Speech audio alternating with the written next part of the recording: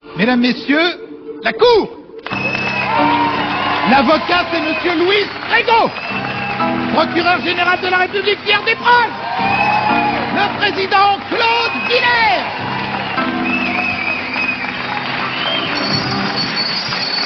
Monsieur le ministre, nous sommes le tribunal, longtemps par dans le journal, qui juge et qui condamne les messieurs comme les dames, avec ou pas innocents. Tout le monde il est coupable. Nous en faisons le serment avant que vous ne passiez à table. Pas question de mentir, pas moyen de s'en sortir. Y a vraiment rien de pire que les flagrants délits.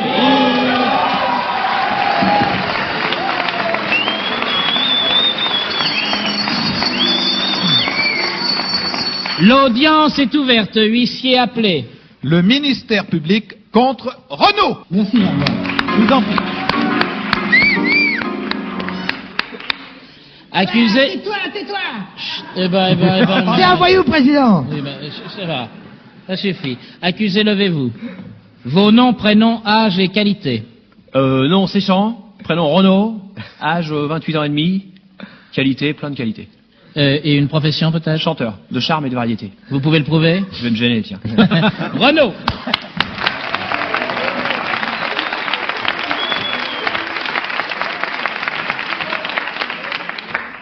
Renaud, vous êtes inculpé d'usurpation de fonction. Quoi? Usurpation de fonction. C'est quoi ça? Ça veut dire que vous voulez vous faire passer pour ce que vous n'êtes pas. Et entre autres, vous voulez vous faire passer pour un loupard. Non, un blouson noir. Un blouson noir, Mais j'ai un oui. blouson blanc. Oui, aujourd'hui. C'est bien la preuve, d'ailleurs, justement, de vos contradictions. Vous allez piquer dans les wagons-lits, votre blouson, c'est pas possible. Quoi? Il connaît rien au blouson, le procureur. Hein. Je lis effectivement, par exemple, dans le matin du 13 mars 1979, que vous avez déclaré l'envie de tout foutre en l'air. Oui, et tous les jours, il suffit de regarder le monde pour avoir envie de se tirer. Vous avez dit à l'Express le 12 janvier 79, le porte-plume des loupards, des zonards, des marginaux, des HLM, des périphéries, des métropoles, etc., etc. Or, en fait, Renaud, vous êtes d'origine petite bourgeoise, votre père était écrivain, et l'un de vos grands-pères était même professeur de grec à la Sorbonne. Et l'autre était mineur depuis l'âge de 13 ans jusqu'à sa mort. Moi, j'étais mineur jusqu'à 18 ans. Mais... Ça c'est bien répondu. Il faut l'excuser. Ah ça. On a dû souvent vous le dire, que en fait vous jouiez un rôle. Il y a, comme disent les publicitaires, un créneau à remplir, et celui-là c'est celui du blouson noir, puisque c'est cette expression que vous préférez. Personnellement, j'ai jamais prétendu en être un. Mais dans vos chansons, dans vos déclarations, vous voulez faire croire que vous êtes... Je veux rien faire croire, je veux faire croire simplement la vérité, que j'appartiens à une race, à un clan. Lequel de ces clans? Le clan des rebelles, des blousons noirs. Mais Parce que je suis d'origine petite bourgeoise par mon père, mais prolétaire par ma mère. Ah bon. Monsieur le juge. Le président.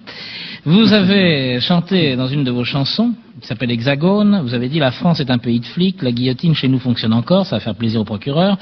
Et dans cette chanson, on relève des attaques contre le président, contre le peuple français, les institutions, les commémorations, pourtant très importantes. Vous voyez que le procureur porte la commémo, comme on dit, c'est-à-dire une décoration. D'une province française.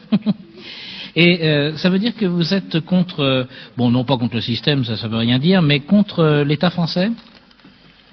Je suis contre la connerie humaine en général et les cons en particulier. Vaste programme, comme disait l'autre. Il suffit d'ouvrir les yeux et puis de se rendre compte que... Mais vous avez déclaré au Matin de Paris le 13 mars 1979... Attention parce qu'il déforme souvent ce qu'on déclare. Quand c'est écrit dans le journal, c'est pas forcément vrai? Pas forcément vrai. Ah bah je croyais, moi c'est ce que disait Perfide pourtant. Vous avez dit les copains de bistrot c'est essentiel, passer des nuits entières à se saouler la gueule, ça permet d'oublier le vrai malaise, un profond mal de vivre. Si les loupards vivent en bande, c'est parce qu'ils sont angoissés. Bah ouais, Vous êtes angoissé, vous?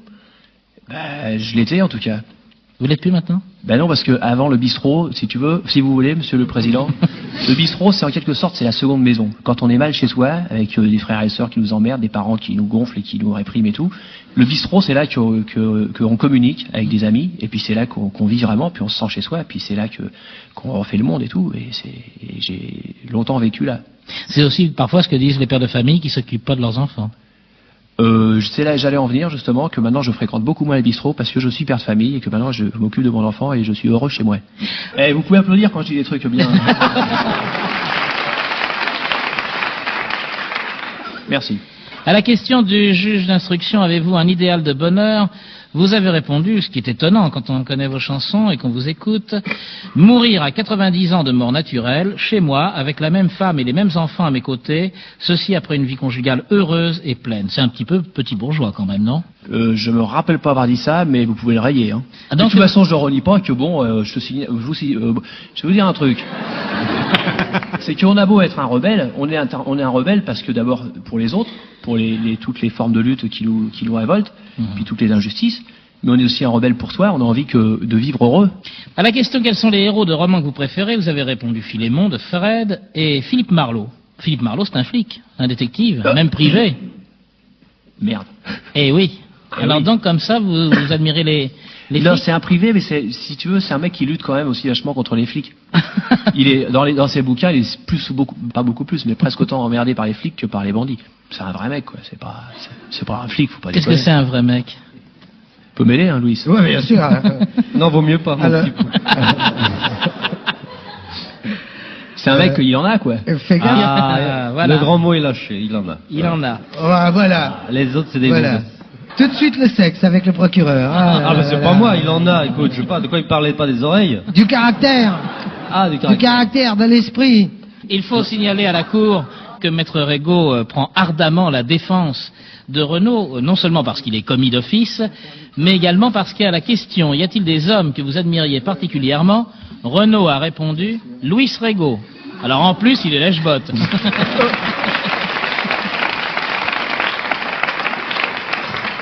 Il se trouve simplement que Louis Régaud, et ce depuis de longues années, est mon ami. C'est pas du tout le flatter que de dire que c'est un type d'une extrême sensibilité, d'une intelligence profonde Il pleure quand on le frappe, il pleure, oui. et d'une Bon. gentillesse à toute épreuve. Eh, n'en fais pas trop, Renaud, arrête. Il y a d'ailleurs une chose intéressante à savoir, c'est que Renaud a signé la musique du film « Viens chez moi, j'habite chez une copine » et qui est adaptée d'une pièce de Louis Régaud, qui a connu un grand succès sur les scènes parisiennes. Alors c'est facile aussi d'avoir des cris de révolte quand on sait que ça rentre bien, l'argent. Attention, la révolte n'est pas l'apanage des pauvres. Il n'y a pas que la misère qui stimule la révolte. Par quoi avez-vous La été révolte. révolté d'abord, vous? Par mon éducation, mon père m'a bercé dans Brassens, j'ai été élevé dans la haine du flic, du curé, des juges. Mhm. Hein, et...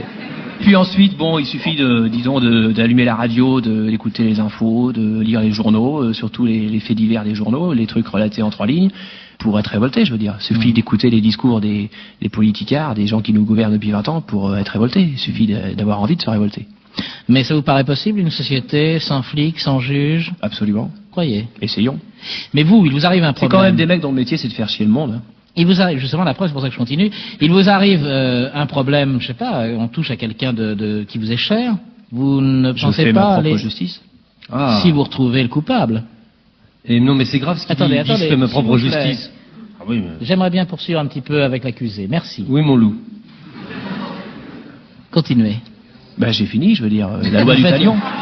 La loi, vous êtes pour la loi du talion. Absolument. Vous oui. trouvez tout à fait normal, vous, Tu me d'appliquer tues, la... je te tue, tu tues ma mère, je tue ta mère. Oui, vous trouvez... Je vais pas Pauvre t'envoyer femme. chez les flics, chez les juges pour qu'ils vont, si c'est la mienne qu'on tue, j'ai pas dit il faut prendre des flingues et tirer sur les cambrioleurs.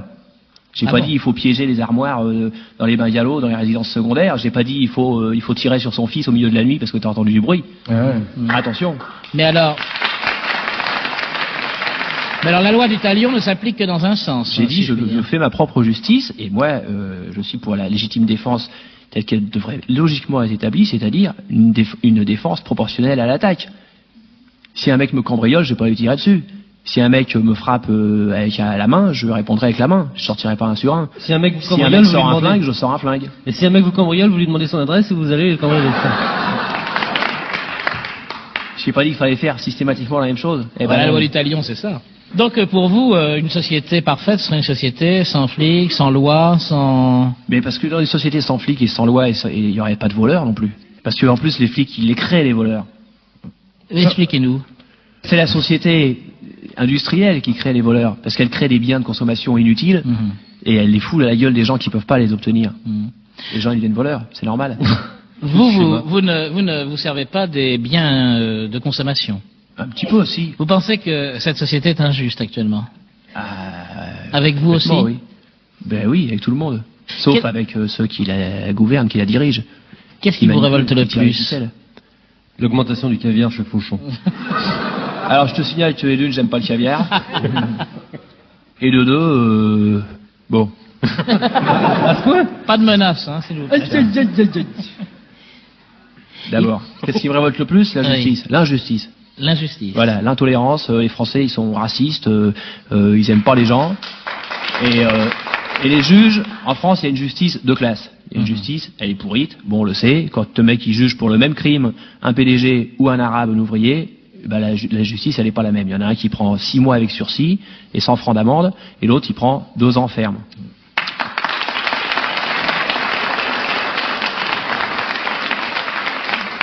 Je remarque que ce sont toujours les autres, ce sont jamais ceux qui sont là. C'est drôle parce qu'il y a quand même une salle de 200 places à peu près ici.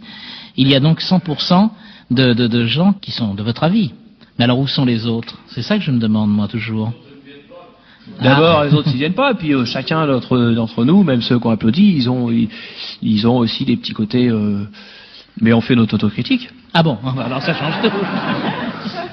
À propos d'autocritique, j'ai signalé tout à l'heure que vous étiez venu me voir avant l'audience et que vous m'avez demandé de changer une chose. Et moi, ça m'étonne.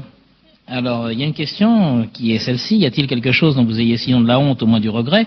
Vous aviez répondu quelque chose au juge d'instruction. Oui, parce que attention, le juge d'instruction, il m'a téléphoné. D'abord, c'était un interrogatoire par téléphone, si je puis me permettre de le divulguer. Ça évite les brutalités policières. Oui. Alors, attention. Surtout quand on voit la brute qu'est ce juge d'instruction. Sanguinolente. 2 heures au téléphone, j'étais en train de donner un biberon à ma fille. Je ne vais pas dire, puisque vous l'avez rayé, je respecte... Si, moi je vais dire, moi. J'avais dit que quand même, si j'avais un honte ou du regret de quelque Oui. chose par rapport à ma carrière, j'ai dit que je regrette, si ce serait à refaire, je ferais peut-être un peu moins de concessions aux médias, c'est-à-dire que je ferais peut-être un tri un peu plus, une petite sélection un peu plus sévère dans les émissions de télé, de radio par exemple, émissions de radio, et les interviews dans lesquelles je vais me compromettre. Je veux dire par là que moi, quand j'ai commencé à chanter et que ça a commencé à marchoter un petit peu doucement en radio, je me suis dit, plutôt que de ramer pendant 20 ans dans des cafés-théâtres devant 50 pèlerins, refuser Guy Lux parce que cette émission c'est de la merde, ceci, cela, tu vois, et que j'avais dit moi-même pendant 20 ans, je me suis dit, si je commence à vouloir faire que les émissions de télé qui me plaisent, j'en ferai pas beaucoup. Si j'attends que Jacques Chancel me téléphone pour faire le grand déchiqueté, je vais attendre, j'attends depuis 6 ans, je vous signale. Hein, alors heureusement que j'ai eu Guy Lux d'un côté, parce que sinon les mecs qui me reprochent d'avoir fait trop de compromissions, ils m'auraient jamais connu si j'étais pas passé chez Guy Lux, je vais te dire. Et moi, comme un con, j'ai accepté tout parce que je me suis dit c'est difficile de faire une sélection. Alors j'accepte aussi bien de passer chez Guy Lux que chez Chancel, mais il se trouve que Chancel m'a jamais pris. Et j'accepte aussi bien une interview pour les nouvelles littéraires que pour Stéphanie ou pour OK Magazine, tu vois. Je signale à la Cour qu'à la question de la réforme que vous admirez, Renaud a répondu le projet sécurité et liberté. C'était l'ironie, banane. Monsieur Banane. Alors nous allons procéder à l'audition du premier témoin, huissier appelé. Et nous appelons à la barre Monsieur Jamel Alam. Vos noms, prénoms, âge et qualité. Jamel Alam, 33 ans, qualité supérieure. Vous jurez de dire la vérité, toute la vérité, de parler sans haine et sans crainte. Ah oui, avec plaisir. Levez la main droite et dites je le jure. Je le jure. Jamel Alam, vous connaissez depuis longtemps l'accusé? Ah oui, c'est une pourrite. Ah bon? Il dit. Ah oui, un grand pourrite. Vous l'avez connu dans Et quelles je suis circonstances? content d'être témoin à charge parce que vraiment je vais lui rentrer dedans. Et puis on se voit à la sortie. T'as raison. Pas de menace, pas de Il n'y menace. aura pas de sortie pour lui. Il sortira peut-être pas. Ou alors un peu raccourci. Oui, alors Renaud, je le connais à ses débuts et au mien aussi. Quand on a infesté les quartiers du Marais chez Lulu, Djibara, qui avait créé la Cour des Miracles et la pizza. Et je me rappelle, il venait avec sa grosse Mercedes, et avec ses souliers pointus italiens, et puis une espèce de costume et une cravate. Il garait derrière l'église, qui est juste en face de la pizza. Il enlevait tout ça, il lui mettait son truc, il prenait son perfecto, son jean, ses boots de cow-boy, et puis il arrivait chanter devant 3 pèlerins. 3, pas 50. Puis aussi que je lui ai prêté 100 francs une fois, il me les a jamais rendus. Tout à l'heure j'ai essayé de lui en parler comme ça, mais il avait pas l'air de se souvenir. Mais ce qui m'emmerde, c'est que bientôt, enfin plus tard, il sera dans le dictionnaire de la chanson française, parce il fait vraiment de la chanson populaire. Qu'est-ce que vous appelez de la chanson populaire? La chanson populaire, je trouve que c'est l'un des personnages avec d'autres je ne citerai pas pour pas oublier, Vigelin, Béranger. Il décrit vraiment la société, la jeunesse surtout de maintenant, quoi, en France. Ça rejoint plus, comme il dit, Rimbaud, mais il n'a pas la stature, hein, c'est un minable à côté. Vous partagez ses opinions sur la société? Moi, je les partage, moi. Non, je parle aux témoins, là. Ah bon? Ah oui, mais si, moi je sais que si on se trouve un barrage de gens qui demandent des papiers, il passera plus facilement que moi, quoi, parce qu'il a un blouson blanc maintenant. Mais j'aime ce qu'il fait, c'est dommage. Vous avez une question à poser, monsieur le procureur, aux témoins? Je trouve que c'est un remarquable témoin à charge pour un provincial, je veux dire.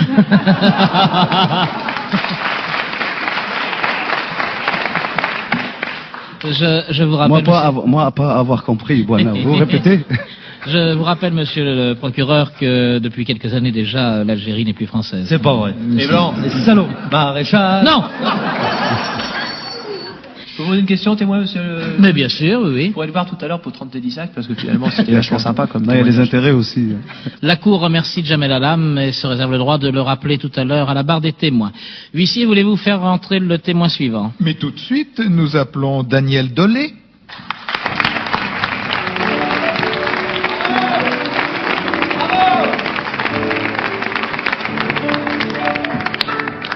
Je te laisse pas faire, hein. Vos noms, prénoms, âge et qualité. Mon vrai nom, c'est Chiti Telawin. Oui. Il n'y a pas de quoi se vanter, je vais vous dire. Ça m'est égal, j'ai 30 ans. Oui. Fait plus. Les qualités, je chante dans un groupe qui s'appelle Odeur. Chiti du groupe Odeur, vous pouvez y aller, hein, c'est pas interdit. Merci pour eux. Ça fait toujours plaisir. Vous jurez dire la vérité, toute la vérité, de parler sans haine et sans crainte. Levez la main droite et dites je le jure. Je sors mon couteau suisse et je dis je le jure.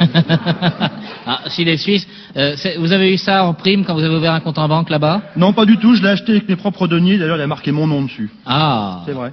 c'est un couteau avec son nom. Vous vous servez souvent de votre couteau pour trucider les gens? Non, rarement quand même. Rarement. Bon, très bien, ça me rassure. Vous avez connu le prévenu dans quelles circonstances? Je sais pas si je dois le dire, mais enfin c'est une belle histoire. C'est une très belle histoire. Nous sommes tout prêts à l'écouter. Eh bien, d'ailleurs, pour résumer un peu la situation, je vais pas me lancer dans des discours improvisés puisque j'ai préparé un petit texte. Alors c'est peut-être le mieux quand même que je le dise. Le tribunal vous écoute. Vas-y, Coco. D'accord. Renaud, ça s'appelle Renaud. Renaud n'est pas petit, il est même plutôt grand. Pour son âge, il est vrai, car on lui donne 15 ans. 15 ans, c'est le bon âge, il faut en rester là. C'est l'âge où l'on s'en fout d'habiter chez papa. Papa qui est ouvrier ou employé de bureau, de toute façon, pour becqueter, il faut bien un boulot. On gagne pas grand-chose, mais au moins c'est honnête. Et puis, s'il y a le tiercé, ce sera bénéfice net. On crèche un appartos, pas plus grand que celui des autres. Bien sûr, c'est un clapier, mais ça, à qui la faute? De toute façon, c'est pas grave. On est tout de suite dehors. Et dehors, c'est la zone. Ou plutôt, notre port. Un port où d'un seul coup, on peut tous s'embarquer. Un peu comme chez Merlin, sans route à traverser. De là, on va partout. On commence par les caves. Elles sont vides d'ailleurs, car pour les gens bien braves, personne ne penserait à y entreposer un truc qui de toute façon dans une heure serait piqué. Ou s'il fait beau, on sort, respirer la verdure, ou plutôt s'il en reste, entre deux tas d'ordures. Mais c'est là-dedans qu'on trouve, dans ce bizarre décor, les objets les plus beaux, qui sont notre trésor. Et pour les nettoyer, on en chie comme des Russes. Faut qu'ils soient propres et beaux pour les fourguer aux puces. Et puis un jour, il trouve une guitare cassée, du collant, de la ficelle, il commence à chanter. Des trucs qu'il aurait fait si on l'avait laissé en bas de son HLM continuer à merder. Après, il y a les copains. Que dis-je après? Avant, car Dieu sait si pour lui les potes c'est important. Certains, pour en avoir, s'engagent dans l'armée, chez les scouts, les louveteaux, ou bien deviennent minets. Lui, sa classe est sociale. Elle est née dans la rue, là où les mômes sont sales, fragiles et court-vêtus. Les curés, il aime pas trop. C'est vrai, depuis qu'il sait qu'un évêque est soupape, mais pas de sécurité.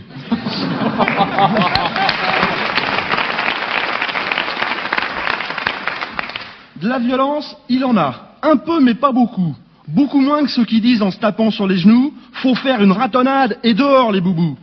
Lui, il est pas comme ça. Il pense, il a raison, que la France, ça pourrait être une grande maison où ce qui est important, c'est pas tant la couleur de la peau, mais celle du sang qui circule dans le cœur. Les thèmes de ses chansons, des fois, c'est des conneries, les troquets, les flippers, mais c'est ça la vie. Des mobs, il en a eu, ça je peux en témoigner. D'ailleurs, sa dernière, c'est moi qui lui ai piqué. Renaud, c'est un vrai tendre, avec du dur dessus. Il déborde d'amour, ça vous l'auriez pas cru. Et c'est un homme, un vrai. Vous pouvez regarder, sa femme et sa petite fille sont là pour le prouver. Si vous le condamnez, vous condamnez vous-même vos erreurs, vos excès. C'est pas de sa faute quand même si la banlieue existe. C'est pas une hérésie. Tout le monde ne peut pas être né rue de Passy. Il y aurait plein de choses à dire, mais je vais arrêter car pour en savoir plus, écoutez-le chanter. Et même si dans ce qu'il dit c'est pas du pur vécu, il y aura tellement de gens qui s'y seront reconnus que croyez-moi les gars, c'est pas un hasard. Si les zones à rappel, ils feront péter le standard. Si vous le condamnez, prenez vos précautions, car des petits gars comme lui, il y en a des millions.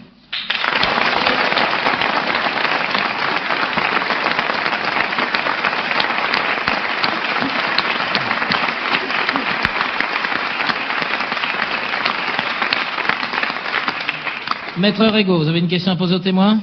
La Cour remercie Chitty, le témoin Chitty, qui peut aller s'asseoir dans la salle. Nous allons maintenant écouter la voix de la société par l'entremise du procureur général de la République des proches françaises. On peut l'applaudir.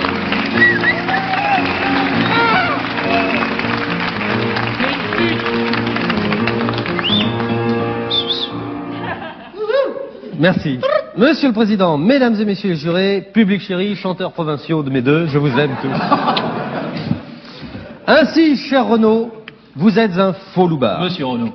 Ainsi, cher Monsieur Renaud, vous êtes un faux loupard, avec des jeans doublés vison pour l'hiver, une chaîne de vélo achetée place Vendôme, et un blouson de cuir noble, craquelé façon synthétique, aux poches bourrées de cartes de crédit internationales. Vous causez façon belote, mais vous jouez au poker chez le baron Empin, c'est bien connu. Votre vélomoteur passe plus de temps dans le coffre de votre Rolls-Royce que sous les réverbères sarcellois. Et les seuls pavés que vous ayez jamais eu à portée de la main sont les pavés charolais de chez Castel. Le seul club élégant de Paris ouvert même aux Arabes et aux nègres pourvu qu'ils soient dans le wouzou. Donc, Renaud, c'est Souchon qui le chante, mais c'est pas celui qui le dit qui est, vous êtes bidon. Cependant, mesdames et messieurs les jurés, je vous le demande, allons-nous froidement décapiter un homme uniquement parce qu'il joue bien innocemment ou le bar? Oui, bien sûr. Cela dit, malgré la redoutable sévérité inhérente à la lourde tâche d'accusateur public qui m'incombe, je serai le premier à admettre que votre client, maître Rigolo, Yes. mérite Can you speak English, please? Votre client, maître, mérite d'amples et flagrantes circonstances atténuantes. À ce propos, je rappelle à l'intention du jury ce que nous entendons ici par circonstances atténuantes au tribunal des flagrants délires. Est considéré comme circonstance atténuante tout élément du dossier d'instruction pouvant atténuer la responsabilité de l'accusé dans le crime pour lequel il est jugé. Bien que les circonstances atténuantes énervent prodigieusement le tribunal, ce dernier ne manquera pas d'en tenir compte en atténuant la sévérité de la peine. C'est-à-dire, par exemple, en rendant la tête de l'accusé à sa famille, au lieu de jouer au football comme on a l'habitude de le faire.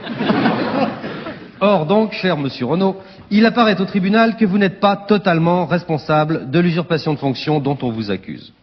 En effet, mesdames et messieurs les jurés, ce jeune homme dont les traits veulent et le maintien chafouin montrent bien la lamentable faiblesse de caractère, ce jeune homme, dis-je, de quoi est-ce qu'on l'accuse-t-on? Oh non, vous n'allez pas vous y mettre aussi, non?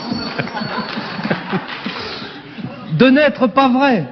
D'accord, mais je m'insurge et je dis, qui est vrai dans ce siècle pourri d'hypocrisie où chacun, et pas seulement Bernadette, cache sa vraie nature derrière la façade en carton-pâte de sa vie publique normalisée, poil aux alizés? Qui est vrai? Est-ce que le président de la République lui-même est vrai? L'autre jour, j'allume la télévision, je tombe sur le président. Coup de peau.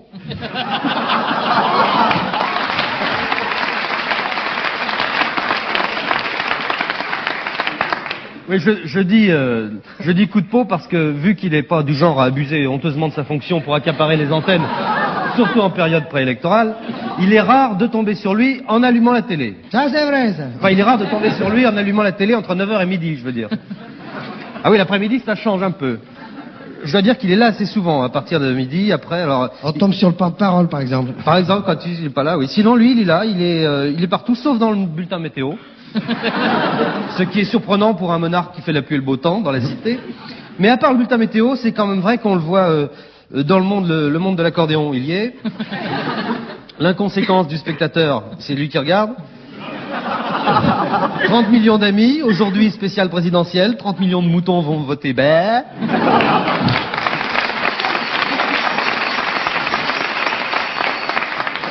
au journal des sourds et des malentendants, il cause pas, mais c'est lui qui fait...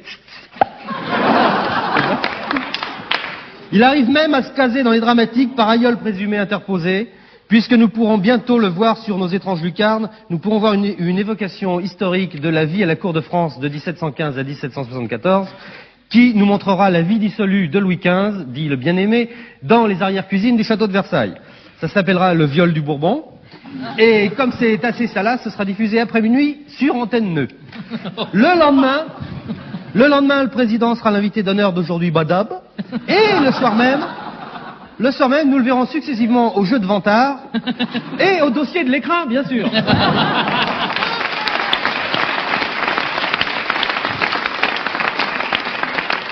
Mais n'exagérons rien, il serait excessif de dire qu'il accapare l'antenne, puisque je vois au moins 2 émissions de télé programmées cette semaine où il ne sera pas question de Giscard. Tout d'abord, une émission qui s'appelle « Les présidents de la République intelligents depuis Albert Lebrun jusqu'à nos jours ». Et 1 minute pour les femmes. En effet, cela n'a strictement rien à voir, même de loin, avec quelque homme politique que ce soit, puisque tout le monde le sait, 1 minute pour les femmes n'est rien d'autre qu'une émission médicale traitant du délicat problème de l'éjaculation précoce en milieu urbain. D'où le titre.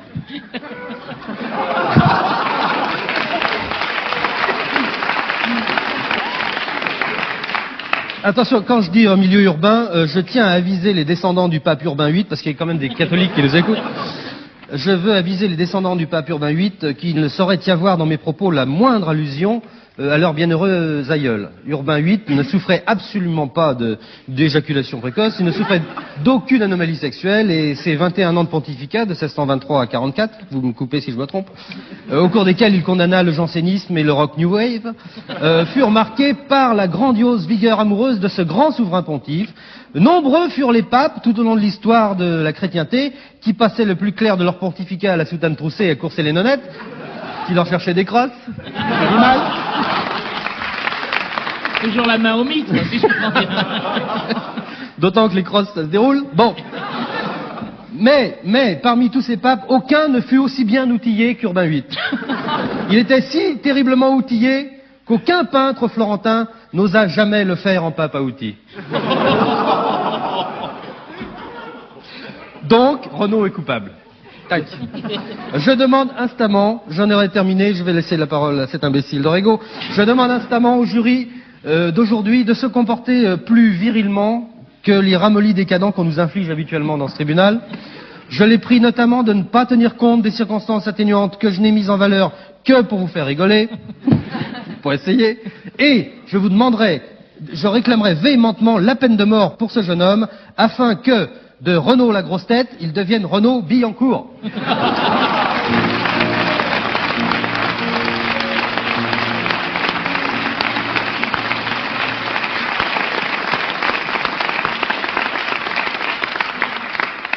La parole est à la défense. Maître Régaud, nous vous écoutons. Merci, Monsieur le Président. Amis de la justice et des chanteurs, salut les poteaux.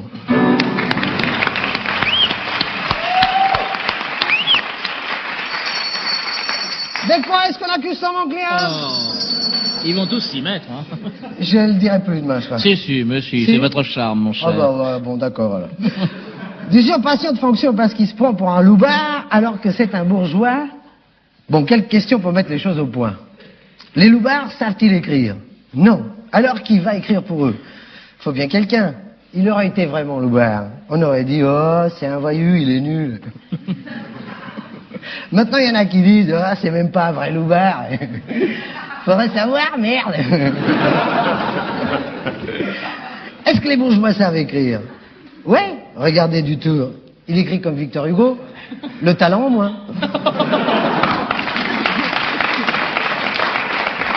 Il y en a qui disent, les bourgeois sont trop vulgaires pour parler des voyous, ils les connaissent pas. C'est faux, Renaud en parle bien, c'est un bourgeois, puisqu'il suffit de gagner plus d'1 million par mois pendant un certain temps pour être bourgeois. Et Renaud, combien tu gagnes par mois? Sans indiscrétion, c'est juste pour savoir. T'es pas obligé de me le dire, si t'as honte tu divises par 2, je ferai le calcul moi-même. Je le tutoie, président, hein, mais c'est parce que c'est un voyou, ouais.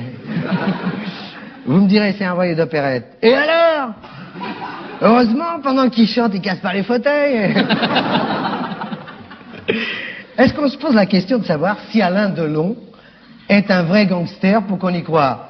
On sait que c'est un bourgeois, mais on y croit quand même. On s'en fout. C'est ça un artiste, c'est comme l'appartenance politique. Un tel est de gauche, un tel est de droite, on s'en fout. Qu'est-ce qu'il joue mal? Oui, mais il est de gauche. Ah bon? Il pourrait pas le dire avant alors?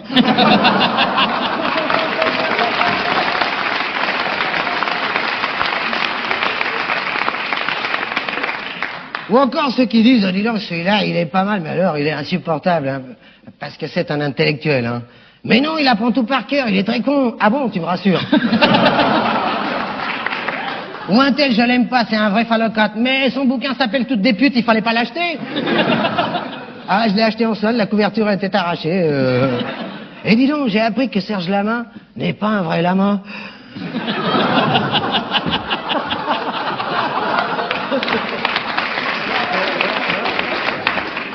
Oh, tu déconnes. Je te jure. Eh, mais par contre, c'est vraiment un pauvre malheureux. Ah, c'est déjà ça. Dis donc, Brassens, je m'en lasse pas, hein. Mais c'est toujours la même chose. Mais c'est lui qui écrit tout. Ah, d'accord, j'ai compris alors. Bob Marley, c'est pas parce qu'il fume du shit qu'il est noir. Il est vraiment comme ça, hein.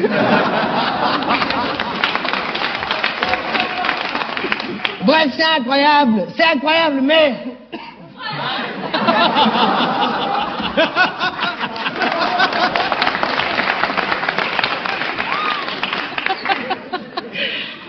Les étiquettes du genre vrai loupard, faux bourgeois, chanteur engagé, j'en passe, tout le monde s'en fout, le public passe outre. Ce qui l'intéresse, c'est le talent. Et cet enfoiré de Renaud en a beaucoup, hein. J'ai dit enfoiré parce que entre voyous, c'est un petit mot d'amitié, hein. Par contre, quand je le dis au procureur des proches, ça n'a pas le même sens, hein. J'ai bien compris. Parce qu'il a beau s'habiller tout en cuir, il reste bourgeois dans l'âme. Ce qui n'enlève rien à son talent, hein, Pépère?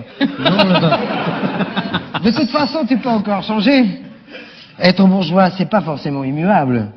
Tu quittes ta femme, tes tapis, tes chats persans, tes commodes, Napoléon IV et ta cuisine design. Tu prends tes filles avec toi, hop, tu pars sur la route des Indes. Hein? Tu sors à... Attends, hein. Pour les Indes, c'est la porte d'Italie, je crois. La 4, voilà. Tu changes de vie, tu dis, ah bah les bourgeois, et non à la société de consommation. Hein? T'étais un bourgeois primaire, tu deviens un gauchiste primaire. Regarde Renaud, avant d'être Zenard, il était chanteur Gavroche. Il s'habillait en poulbeau, mais il ressemblait plus, à cause de sa casquette, hein, il ressemblait plus, et de son foulard, rouge là, à un cuisinier italien. Vous savez ceux qui font les pizzas devant les clients en chantant « Tu sei romantica, nanana, Renaud, 2 pizze pronte, romantica ». D'ailleurs, il adore les pâtes, et il sait les faire. Il m'a appris à utiliser le sucre pour couper l'acidité des tomates et les yaourts, pour rendre la sauce plus légère. Merci Renaud, c'était ma rubrique, vos vedettes préférées, vous confient leurs secrets de cuisine.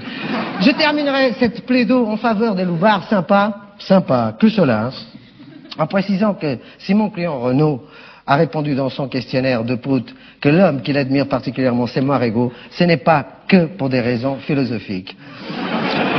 En fait, j'ai eu l'occasion de passer des vacances sur une île grecque avec lui. Ah bah bravo. Oui.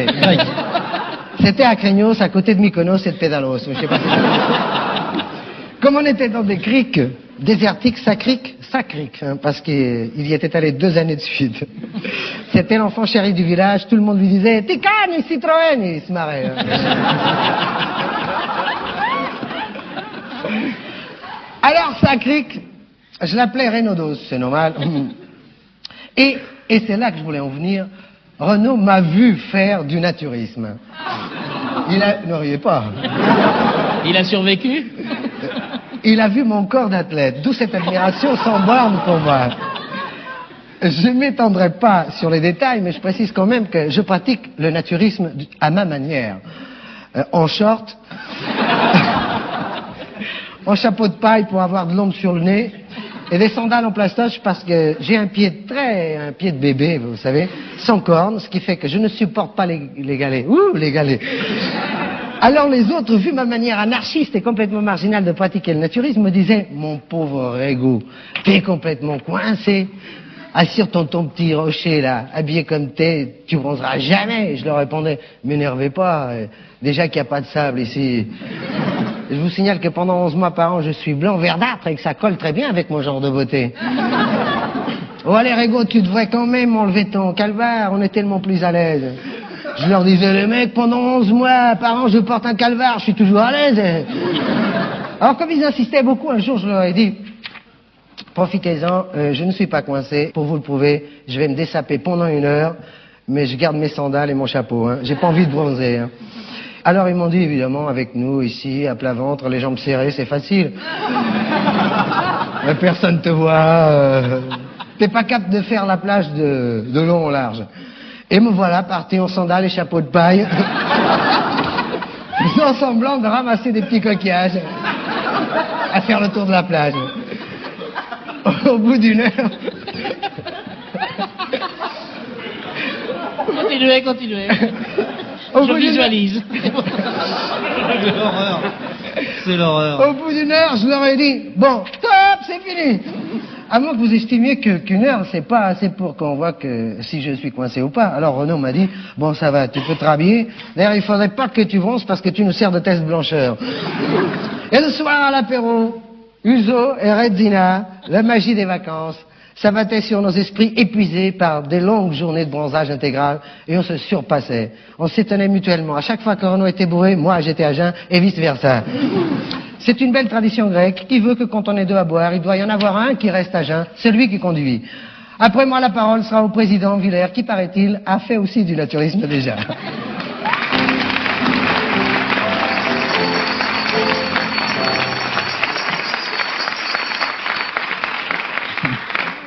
Nous allons connaître le verdict du jury. Huissier, voulez-vous faire l'appel? Eh bien, je vais faire l'appel, Monsieur le Président. Christiane Spatz, coupable ou non coupable? Non coupable. Merci, madame. Attendez, c'est pas fini. Monsieur Bellassem. Non coupable. Merci, monsieur. Ah. Merci.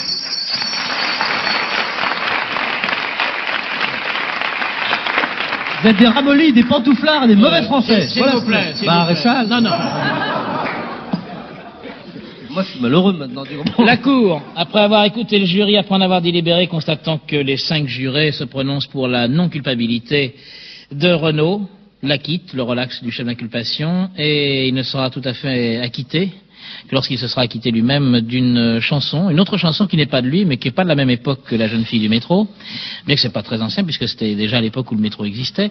Et là, c'est une chanson de Capdevielle, Renaud qui chante Capdevielle.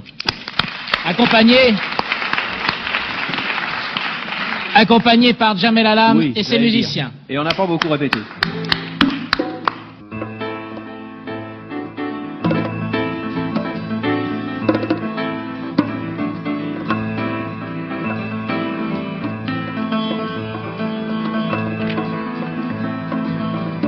Moi je traîne dans le désert depuis plus de 28 jours et déjà quelques mirages me disent de faire demi-tour. La fée des neiges me suit tapant sur son tambour.